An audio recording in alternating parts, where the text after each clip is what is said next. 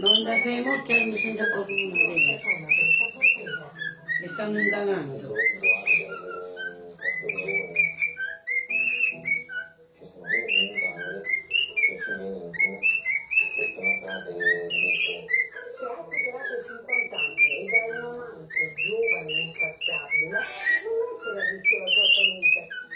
Ma noi c'è un po' che sangue d'oro. C'è un secondo posto, c'è questo.